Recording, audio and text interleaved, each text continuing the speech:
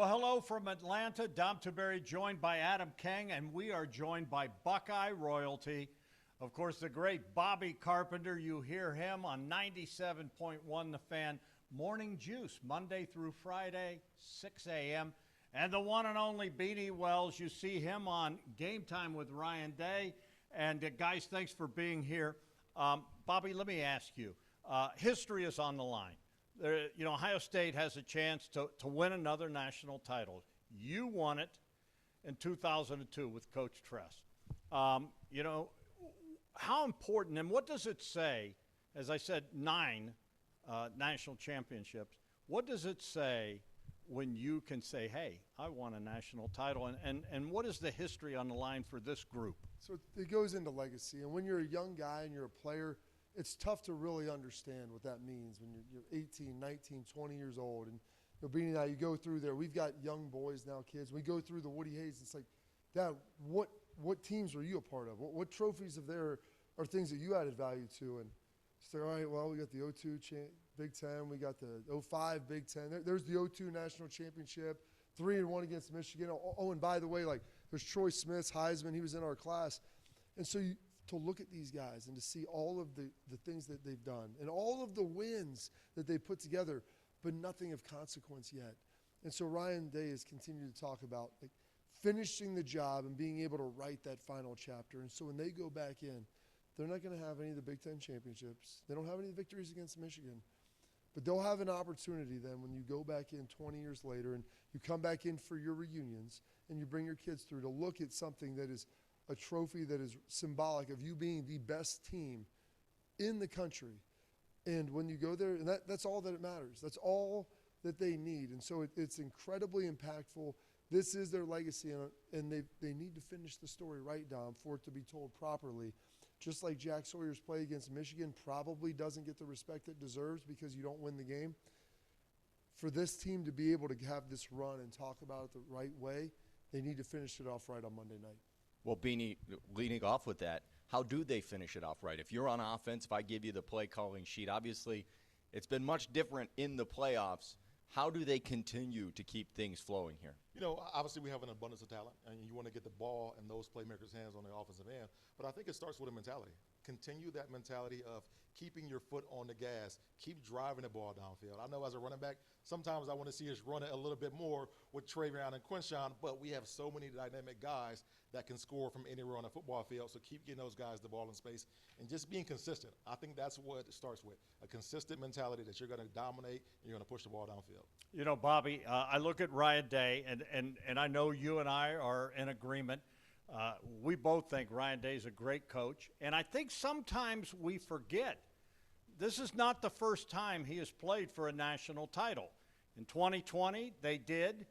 They lost to Alabama and Nick Saban. It was a weird year, but he's been here before, and I asked him, I said, did you learn some stuff? And, obviously he's not going to give the secrets, but he's been here before. Ryan Day, folks, I got news for you. This guy is a very successful coach. Yeah, they've had some issues with Michigan, but this guy is elite. He's been around. He's the winningest active coach in all of college football. And you look at that, Dom, he's been to multiple playoffs. He's had that experience. And sometimes experience can be a painful teacher. But you take that process and you look at what happened. You examine it just like they did in the post-mortem after Michigan. What are we doing right? What are we doing wrong? How do we move forward? And his experience now for being a first-time head coach, now in his 6th season, he's a guy that's a little more seasoned. He understands. He's been able to galvanize this team and bring them together in a way that I don't think many people thought was possible. And so all of those things encapsulated going into this game, like I love Marcus Freeman. This is his 3rd season. This is his first dance. Like there is a lot that you have to learn. And frankly, you don't know what you don't know. And Ryan Day has been through a lot. And when you go through a lot, sometimes in life, it's going to pay off. And I think those experiences will pay off big. Well, Ryan Day's been there before. Beanie, you've been there. You played in 2 national championships. I'm curious, what was your mentality going into the game? I mean, the magnitude of what is to come Monday night is hard to ignore. Did you let yourself get caught up in that at all, or did you just treat it like every other game? It's hard to treat it like every other game. You understand, like you just said, the magnitude of the moment and how important this particular game is and what it means not just for yourself in that given moment, but for your legacy. When I was going through it, obviously my first time was a young guy as a freshman playing against the University of Florida, that 07 game in Scottsdale and Glendale rather. It was a tough moment for us. Obviously we lost Ted in the early part of that football game and things just went south. But the following year, I think guys were a lot more mentally prepared and mentally in it. Now the outcome wasn't what we wanted, but we still were there mentally. I thought LSU probably was a better team that year, so that's gave them the opportunity to win that game. And Bobby, you work with Hester, and you obviously you talked to him, and he played a major role in that football game. But understanding where you are and what this game means for, not like I just said, yourself and your teammates right now, but Bobby mentioned it earlier, your legacy 10, 15, 20 years down the line. It's hard not to think of it as something more than just a regular game. And obviously it's games like this that legends are made. Jack Sawyer cemented himself as a legend with that incredible play against Texas in the semifinal game. Let me ask you this, and I heard what they said. From the offensive standpoint, I thought it was interesting. I asked Coach Urban Meyer what he thought changed from that loss to Michigan to where we are now with the offense, and he said, I'm not sure.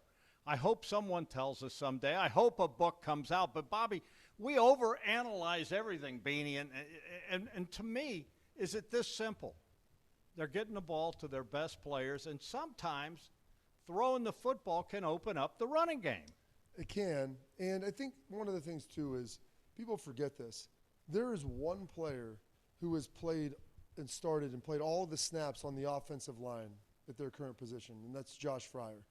You look, Tigger Shabola has been in and out. Seth McLaughlin out. Carson Hinsman comes in, then moves. Like, they kick out Donovan Jack. There was so much movement. And Seth McLaughlin tore his Achilles 10, 11 days before Michigan, like trying to work through that. And so they changed the blocking scheme a little bit. They went to more gap scheme, stuff that Beanie loves. Listen, Tress, double teams, pull around, kick out. They love the power scheme, and this has really played into what this offensive line does really well. And so you get the ball to the elite backs. But also, like, you talk about winning the running battle. Sometimes winning the running battle means we'll throw it a little bit early on. Let's loosen them up. Let's make some of those plays, get a little lead, and then we start leaning on them. And that's what this team has really done the last 4 weeks and done a great job of.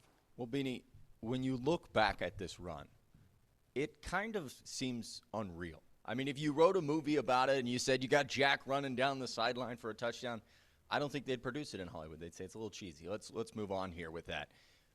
This could be one of the greatest stories in college football history. How did this team mentally move on from that game and get to this point? I always say they were baptized in a fire and reborn a completely different football team. Understanding, obviously, the magnitude of what it means to beat the school up north and not getting the opportunity to get that done. But Bobby mentioned it, knowing what your legacy is going to be if you don't go out and hoist this trophy at the end of the year. So this team is just different. It's just mentally tough, incredible resilience.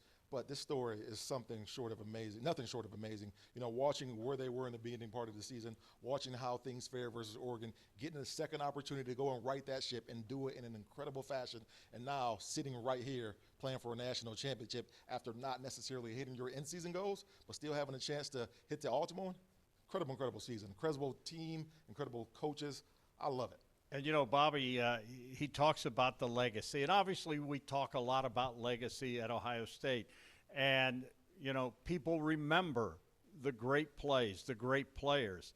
If you look at this situation and where this team was after losing to that team up north, and then they come back and they get into the playoffs, and the fact that they came back and they beat 7th-ranked Tennessee, they beat top-ranked Oregon, they then came back and beat 3rd-ranked Texas, and now they've got 5th-ranked Notre Dame. Bobby, I've been doing this a long time. I cannot name a team that played this many tough games in a row. What will this say about the legacy of this football team and Coach Ryan Day, and that the way they were able to keep this team together if they can go and hoist that trophy now? So, a lot of people talk about the toughness of the program, and that was something that had been questioned. And I think this kind of personifies that toughness. And Beanie and I were never on teams where they were calling for the coach to get fired. And I think the underlying theme of this will be the togetherness, the closeness of this team between the players, but also between them and their coaches and Ryan Day. And You know, when people are calling out your coach, the guy that walked into your home, recruited you to Ohio State, that's had your back, that's pushed you, that's driven you, the guy that has opened himself up to you, and that's why you hear Jack Sawyer. That's why you hear Jermaine Matthews and all of Brandon Ennis, all of these guys, Will Howard, talk about, hey, this is our coach. He's the best coach in America. He's the best guy out there. They have the best players in the country. And when they play together, when they execute like this and the coaches play together, it is a remarkable thing that we're seeing. And I think that goes into all of this run. How they got it done is they all leaned on each other because that's the only way you could do it. One last thing I want to ask both you guys. And, you know, you said it earlier, Bobby, you love Marcus Freeman, and so do I. I will always have fond memories of him. Played with Marcus. I know, and I will always have fond memories of Marcus and James Laurinaitis. Now, let me just say this. There's been some trash talk coming from over there. Lou Holtz is a Hall of Famer. There was no way Lou we were Holtz getting out of it without that You know, name. he's a Hall of Famer. Their quarterback, Malik Zaire. I can't imagine. You both know Marcus Freeman. I cannot imagine, and I'm not sure what Lou's trying to do. Maybe he's trying to get into Ryan's head, but I can't imagine Marcus Freeman likes any of that. Yeah, you've seen both of these coaches have done an immense job deflecting off of them and saying it's about the players. Marcus has done a great job of it. Ryan's done a great job of it. There's been a lot of noise, and I think that speaks to the connectivity. Lou Holtz is from the state of Ohio. Marcus Freeman is from Dayton. He played at Ohio State. He played with Beanie and I. Like, he was a really great player. He was one of the best players. You took him under your wings, you guys. I love that. I love him, and I want him to win every game, just not on Monday. And so when you see that, there is 61 players from the state of Ohio that will be dressing on the sidelines in this game. There's a big connectivity between Ohio State and Notre Dame, and I think that's why you see a lot of it. But I'll tell you this, neither of the coaches want anything to do with it. They want to get out there and play. They're done with all the nonsense. I don't think it makes any sense what Lou Holtz said. Beanie, I mean, he said that if they throw the game, it's saving Ryan Day's job. Do you think that Notre Dame is going to throw the game to save Ryan Day's job, No, Beanie? not at all. No? Not by any stretch of imagination. And obviously with Marcus Freeman, you know he certainly doesn't want any more target on his back than he already has. You know, this is a motivated, hungry football team. We just talked about all the things that they overcame throughout this year. And for, you know, Lou Holtz to come out and chime in again and say something even more, you know, bulletin board material, getting his team motivated. And let's not just forget about the team for 1 second. Ryan Day. We know how Ryan is about this football team and how passionate he is about his team being questioning and their character and their toughness. So I don't think he wanted to light that fire anymore. Well, I'm not sure what he was thinking, but I think there's 4 folks here that root for the Buckeyes. If Notre Dame wants to lay down like Lou, so be it. The Buckeyes will take that national title, but I don't think that's going to happen. Any event, keep it on 10 TV, 10 TV Plus. 97.1 The Fan for all the best Buckeye coverage there is. There's no one better. Bobby Carpenter, the one and only Beanie Wells. He's Adam King, and I'm Dom Tiberi.